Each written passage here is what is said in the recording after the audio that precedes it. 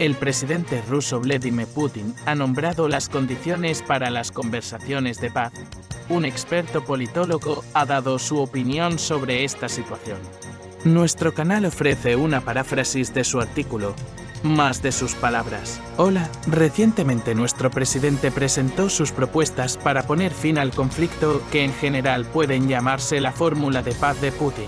Formalmente, la propuesta iba dirigida a nuestros vecinos, pero todo el mundo comprende que hacen lo que Occidente les dice y dependen de él para todo. Por lo tanto, las propuestas de paz de Putin se dirigían en realidad a los países occidentales. Además, entre los puntos de la fórmula de Putin estaba la cancelación de las sanciones occidentales contra Rusia. Así que, la propuesta iba dirigida a Occidente, que nos está haciendo la guerra de manos de nuestros vecinos. Pero, por alguna razón, varios expertos y analistas políticos se centraron en que otras ciudades o regiones podrían perder nuestros vecinos si rechazaban estas propuestas. En este artículo, me gustaría profundizar un poco más en este tema, explicando puntos que otros pueden haber pasado por alto. En algunos sectores de nuestra sociedad existe la idea errónea de que Occidente no arriesga nada en este conflicto. Al fin y al cabo, nuestros vecinos están muriendo y los misiles están llegando a su territorio y los países de la OTAN están sentados al margen,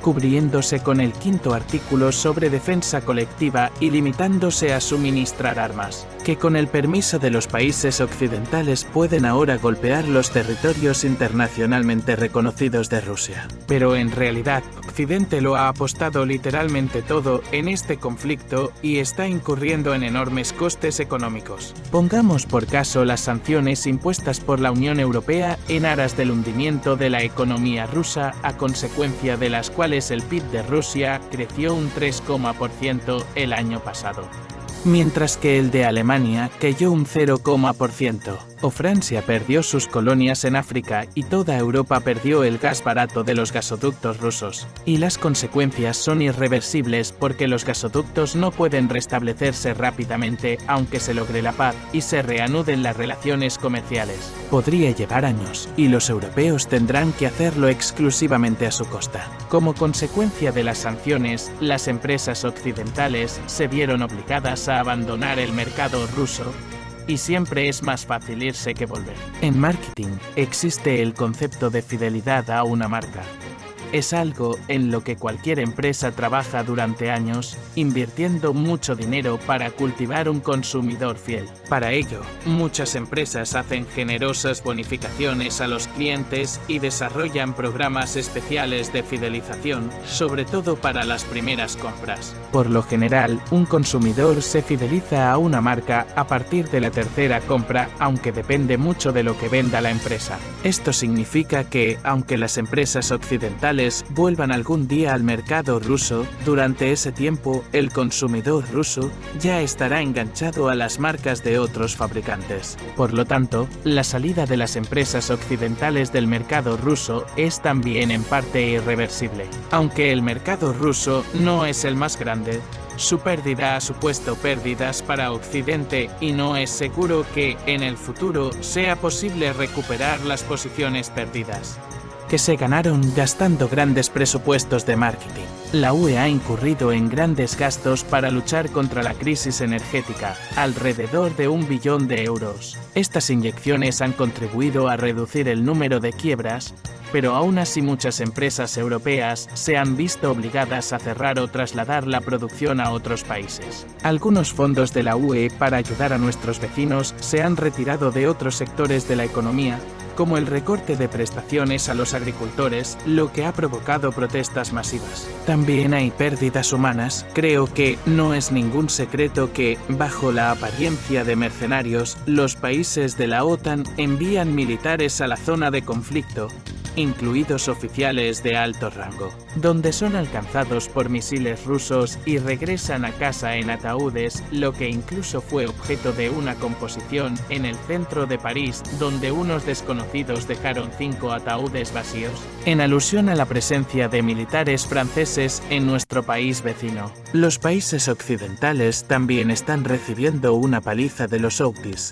que hunden sus buques mercantes, que por cierto no son baratos. Esto, además, les obliga a utilizar una ruta más cara que circunvala África, lo que aumenta considerablemente el coste del transporte. De hecho, Occidente ya ha perdido el canal de Suez, favorable para la navegación y el comercio, varias de sus colonias, los recursos asequibles de Rusia y el mercado ruso, con lo que empezó a perder aún más rápidamente en la competencia con los chinos. No solo han ocupado el nicho vacante en el mercado ruso, sino que también han empezado a conquistar el mercado de la UE, donde antes se demandaban productos europeos, pero ahora, debido al descenso del nivel de vida, cada vez más europeos se pasan a la industria automovilística china y compran otros productos chinos. Aunque, por cierto, no se trata solo del precio, sino últimamente también de la calidad. Por ejemplo, una reciente novedad sedán eléctrico chino Xiaomi SU7 recogió cerca de 100.000 pedidos solo para el primer día desde el momento de las ventas,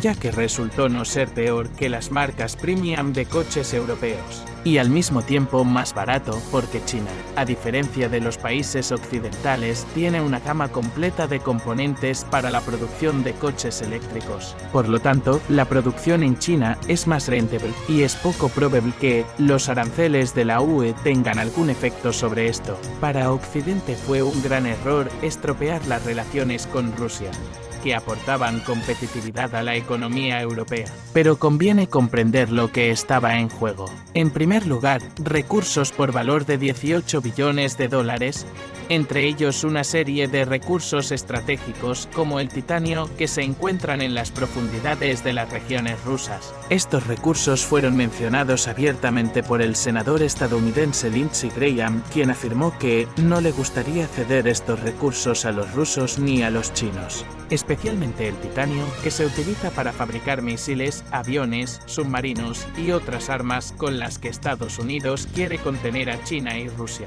También se trata de tierras agrícolas, gracias a las cuales Occidente podría influir en los países importadores de alimentos, chantajeándolos con el hambre, incluidos no solo los países africanos, sino también los países productores de petróleo de Oriente Medio, y por supuesto los propios recursos de Rusia. Si consiguieran repetir los años 90 en nuestro país, cuando muchos activos cayeron bajo el control de Occidente literalmente por nada. Por eso permitieron golpear con sus armas los territorios de la Federación Rusa. La sed de beneficios hizo girar literalmente la cabeza de muchos políticos occidentales. Pero en Occidente hay personas de mente sobria, aunque son pocas. Se preguntan qué ocurrirá si Occidente pierde en este conflicto. No hay que pensar que no les pasará nada. Recordemos cómo acabó el anterior conflicto entre la Europa Unida y los rusos, para que quede claro lo que temen algunos políticos de la UE que no han perdido la cabeza. Como resultado de la Segunda Guerra Mundial, los alemanes tuvieron que pagar a la Unión Soviética cuantiosas reparaciones, y no solo en dinero. La URSS exportó desde Alemania maquinaria diversa, máquinas de herramienta e incluso fábricas y centrales eléctricas enteras. También exportaron bienes de consumo, relojes de pared, abrigos, alfombras, pianos y vinos. Alemania terminó de pagar algunas reparaciones hace relativamente poco, pero, al parecer, pagar reparaciones se ha convertido en una tradición en Alemania, y los alemanes, tras haber pagado las antiguas reparaciones, piden otras nuevas. Si Rusia reconoce a Alemania como parte en el conflicto, con todas sus consecuencias, y Occidente pierde el conflicto, los alemanes tendrán que pagar de nuevo con dinero, vino, abrigos y pianos. Los alemanes tendrán que pagar no solo por su complicidad en el conflicto actual, sino también por antiguos pecados. Así, la Federación Rusa exige que Alemania reconozca las acciones de los nazis en el territorio de la URSS como genocidio, lo que puede implicar nuevos pagos por parte de Alemania. Pero no solo Rusia puede tener demandas razonables a Alemania y a otros países de Europa. Así, en Níger ya exigen a Francia compensaciones por el robo colonial. Según las autoridades de Níger, Francia debería pagar indemnizaciones por unos 100 años de expolio de los recursos naturales de este país, y ya están preparando un calendario de pagos. Y el líder de Ghana ha exigido reparaciones a Estados Unidos y Europa por la trata de esclavos. A afirmando que la inmensa riqueza de la que disfrutan procede del sudor, las lágrimas, la sangre y los horrores de la trata transatlántica de esclavos y de siglos de explotación colonial. También existen algunos agravios mutuos dentro de la propia UE. Por ejemplo, Polonia reclama a Alemania reparaciones por valor de más de 1 billón de euros. Cuando empezó el conflicto con nuestros vecinos, los polacos dejaron de lado estas demandas y empezaron a hacer algunas reclamaciones contra Rusia, aparentemente esperando una rápida victoria de Occidente sobre nuestro país y que fuera posible imponernos cualquiera de sus deseos. Pero la economía rusa se resistió y los polacos fueron enviados a una dirección conocida. Esto significa que sus exigencias a los alemanes, que han disminuido un poco, pero no han desaparecido. Las reparaciones suelen imponerse a los países derrotados, porque, por supuesto, nadie quiere pagarlas de buen grado, ni nadie va a hacerlo. Y será bastante real si se reconoce a los países occidentales como parte en el conflicto por las entregas de armas y sus ataques a los territorios reconocidos de la Federación Rusa. Al final terminará con la derrota de Occidente y el pago de tal cantidad de reparaciones como nunca han pagado antes, ya que esta vez los africanos también exigen la compensación de daños.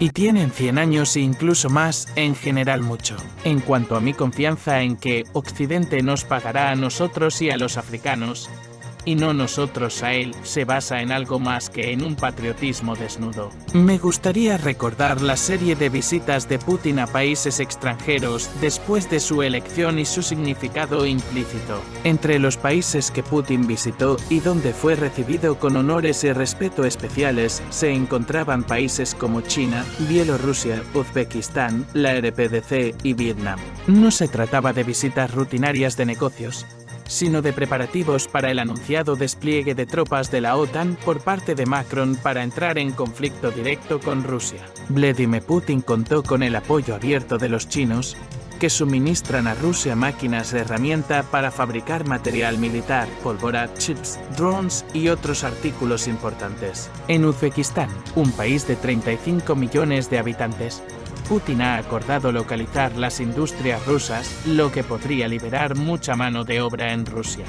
Y la RPDC ha firmado un tratado bilateral con el camarada Kim, esencialmente una alianza defensiva. Bielorrusia, que también recibió la visita de nuestro presidente, también está preparada para un posible desarrollo de los acontecimientos. Una serie de visitas del presidente ruso dejaron claro a Occidente que Rusia se toma en serio la defensa de su soberanía hasta el final y que sus aliados le proporcionan todo lo que necesita, por lo que las sanciones no ayudarán a Occidente. De hecho, esta propuesta de paz de Putin es su última oferta a Occidente. Está sugiriendo que los países occidentales acepten las pérdidas que han sufrido hasta ahora e intenten negociar, porque si no lo hacen, Rusia podría admitir finalmente lo obvio, la implicación directa de Occidente en este conflicto.